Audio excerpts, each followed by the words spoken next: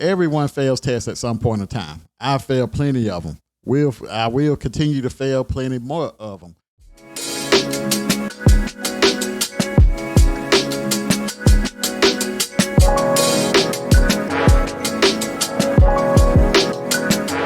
Welcome to DebtFreeinIT. I'm your host, Mike. This podcast is for anyone who's looking to get into the IT industry, whether it's for a career change or you're just interested. I think you come to the right place. So today's episode is about confidence, especially confidence in IT. So I've experienced this in my career many times. There were moments where I felt like I was behind, almost like everyone else knew a little bit more than me. And there were also moments where I questioned even if I belonged in the IT industry. So in this episode, I'm going to share 5 ways to build confidence in IT. Confidence basically comes from doing, learning, and proving to yourself that you belong here.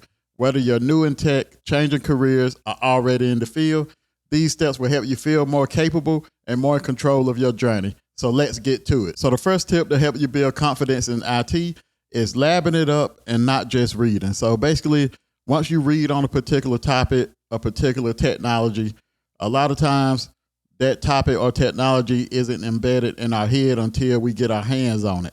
And with a lot of things in IT, you're able to get your hands on it. So if you're in a technical position, your confidence will come from getting your hands dirty, labbing it up with your equipment. So basically knowing what happens when you put a certain configuration in a production environment, like I said, that would be a game changer. So if you're in a networking role or let's say a security role, you got plenty of things out there to help you lab things up. So you got software such as CML, you got Packet Tracer, and then also you got real equipment. So for me, upgrading to iOS on a router or switch, it used to be a bit pain point because basically, as you all know, with most routers, it's a little bit more simpler, a little bit more straightforward to upgrade to iOS.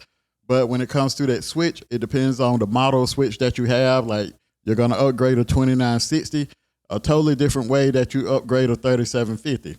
So depending on the switch model, you have to go and research, the different steps to go out and upgrade. So this is where labbing it up helped me to get comfortable in this process because I was able to have the actual equipment there that I could practice on. So I could go through my steps before I had to do it in a production environment. So I'm able to go through those steps, make sure I got those steps right. And me, I'm a big proponent of OneNote or some kind of online notes. I use more of an Apple Notes now, but basically back then, as I'm labbing it up, I'm taking notes in my OneNote, and then I basically come up with a layout of the different steps I need to take in order to upgrade to iOS on this certain device. So basically labbing it up helped me to get comfortable, and being comfortable with it, it helped me to gain more confidence when it came to IT, and then for this particular example, when it came to networking in particular. So the second thing to help you gain confidence in IT is basically tracking your progress and taking notes. So a lot of times as you start going through your different jobs, the different roles you have throughout your career, you're going to encounter a whole bunch of different issues. So this is where I like to take notes on the different issues I have, and also I take notes on the issues that I fixed. And what this does, it proves a good point for me because, usually I can look back at my notes and see that, okay, I've came a long way. So you can see the growth where, as you all know, you first started in a position, you basically start off your first day where most people start off their first day with some type of notebook where they're steady taking notes. I remember my first day in networking. I came with I had like a binder, basically a notebook where every day I wrote down notes. I filled the notebook up with different notes. Okay, this is how you do this. This is how you fix this. So I'm taking all my notes, and then eventually, you don't see it because you're in it and you're working in it. But a lot of times, someone on the outside may see it and they may say, "Oh, you came a long way." And then what this notebook would do is it helps you to look back and see that, oh, I remember when I didn't know how to do this, and I had to always look at my notebook. Now I know how to do that without looking at my notebook, and I know how to do a whole lot more that I didn't even have to put in my notebook. So taking notes and tracking your progress is another tip that's going to help you gain confidence in IT. So the third tip to help you gain confidence in IT is being able to teach what you learn. So by being able to teach what you learn, this reinforces the knowledge that you have. And also to do this, you don't really have to clarify yourself as an expert. So basically, let's say you're studying for a certification as you're studying for that certification, you read about a certain technology, maybe you go in and lab it up a little bit.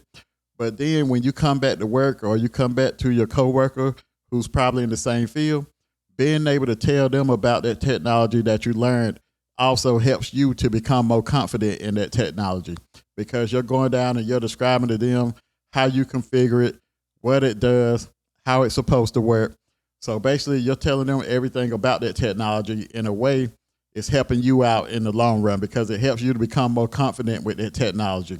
So one of the things that used to always trip me up was doing ether channels when it comes to networking.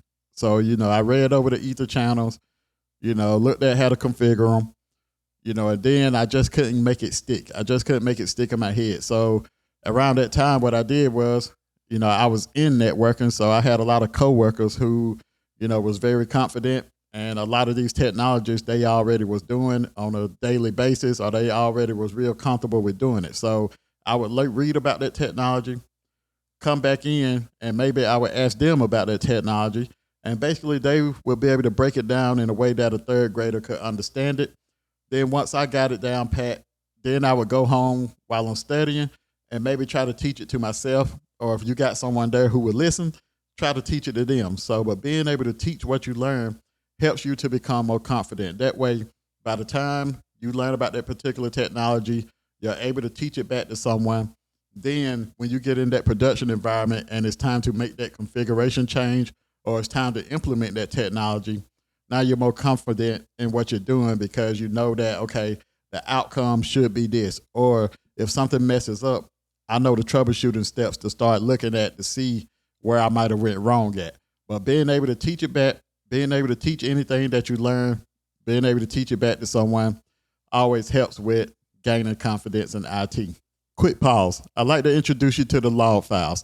The Log Files is a weekly newsletter to help you start your IT career with practical advice and tips powered by yours truly. We launched it in the beginning of the year. It's packed with actionable advice, resources, and insights to kickstart your IT journey.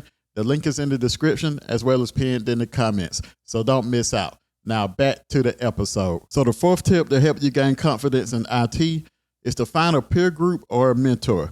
So basically with a peer group, this is a group of folks that you all have the same goal in common. So whether it's a certification group, or maybe you're in a group of network technicians where you all are working in this position and you're able to provide feedback and help out each other along the way in your career. But then when it comes to a mentor, so that mentor is probably more one-on-one based, where you find a mentor that was a network engineer or that's still a network engineer and you're trying to become a network engineer. Then you have this mentor that you can bounce ideas off of and they can help you throughout your career. Because a lot of times everything that you're going through, they've already went through it. If it's a configuration that you're trying to implement, a lot of times they may have already did that configuration. So you're able to talk to them to kind of make sure that you're on the right track as you're going through your journey and as you're going through and trying to make these changes. So that mentor, like I said, they're worth their weight in gold if you can find one. There's a lot of folks online that offer mentorships. But like I said, it can be a great addition to your career because you got somebody that you can talk to that understands what you're going through because they already went through it. So and then some options to find these peer groups or mentorships is basically Discord is a popular one. LinkedIn, your LinkedIn connections start to explore them. Then also there's an app called Meetup where you can look up and search for local meetups in your area that has to do with whatever you're interested in. And then also, like I said, Cisco Live is a good one. And then just creating a study group. So all of this is good with finding those peer groups and also mentorships. But all of this will help you to gain confidence as you go along your journey within IT. And then my last tip to gain confidence in IT is to use your failures as feedback. So basically what I'm saying is, let's say if we're studying for an exam. If you're studying for an exam, let's say you're studying for the CCNA exam. So everyone fails tests at some point in time. I failed plenty of them. I will continue to fail plenty more of them. You know, a lot of people fail tests at some point. So basically, instead of downing yourself, if you happen to fail an exam or something like that, the exam gives you a printout of what areas you were strong at and what areas you was weak at.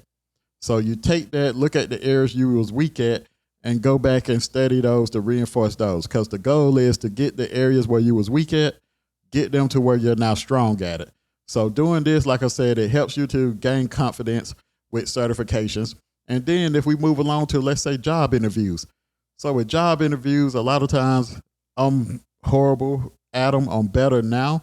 But a lot of times everyone starts out bad at job interviews. Job interviews is one of those things where your confidence grows as you go through more interviews. So like I said, taking your failures, figuring out if it was a job interview you think you did bad at, take that job interview, figure out, okay, this is where I might have messed up at, or this where, I didn't have a good answer, or maybe even reach out to the people that interviewed you if you didn't get the job and asking them for some feedback. They can tell you what they thought that you, or what they think you might need to improve on. So a lot of times you want to learn from your failure, as it only moves you closer towards success. So the more you fail, lets you know that you're closer and closer to that successful time. So you're closer and closer to success. So that brings me to the end of this episode. Hopefully you found some value in this episode. If you're watching on YouTube, please like and subscribe. If you're on Instagram, TikTok, or Facebook, you can follow me at DebtFreeinIT. If you have any questions, you can email me at debtfreeinit@gmail.com, or you can visit me at debtfreeinitwithmike.com. Other than that, I'll see you next week. Peace.